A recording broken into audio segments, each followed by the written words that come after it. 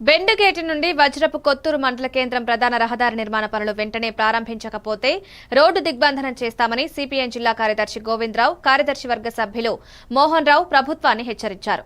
బెండిలో ప్రజా సంఘాలు, గ్రామస్తుల ఆధ్వర్యంలో పోరుయాత్ర చేశారు. ఈ సందర్భంగా వారు మాట్లాడారు.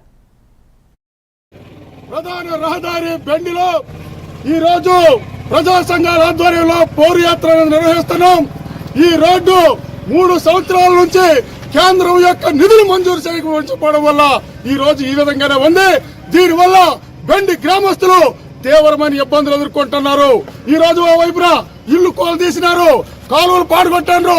ఈ రోజు నీటి నిల్వ ఉండిపోయి ఇవాళ దోమలతో వ్యాధులు బారిపడి తీవ్ర అన్యాయానికి ఒకవైపు ఇబ్బంది పడుతుంటే, రెండో వైపున ప్రమాదాలకు గురైపోయి అనేక మంది ఇవాళ దెబ్బలు తగిలిపోయి హాస్పిటల్ జాయిన్ అయ్యే పరిస్థితి ఉంది. ఇది ఒక దుర్మార్గమైన చర్య. ఇవాళ కేంద్ర మంత్రి రామ్మోహన్ నాయుడు గారిని ఇవాళ మేము ఒకటి అడుగుతున్నాం. ఇవి కేంద్ర నిధులు, కేంద్ర ప్రభుత్వం యొక్క రోడ్డు ఇన్ఫ్రాస్ట్రక్చర్ ఫండ్స్ నుంచి 30 కోట్లు మంజూరైందని చెప్తే మొత్తం చక్కగుండే రోడ్లంతా కూడా ఇవాళ తవ్వి పాడు చేశారు. ఇవాళ మీరు నిధులు తెచ్చుకోలేకపోయారు.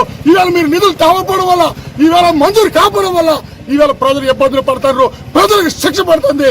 ఇవాళ రామ్మోహన్ నాయుడు గారు కడుతున్నారు, మీరు ఎందుకు ఈ నిధులు తేలలేదు అని చెప్పి మేము ప్రశ్నిస్తున్నాం. మేము అభివృద్ధి కోసం పోట్లాడుతున్నాం.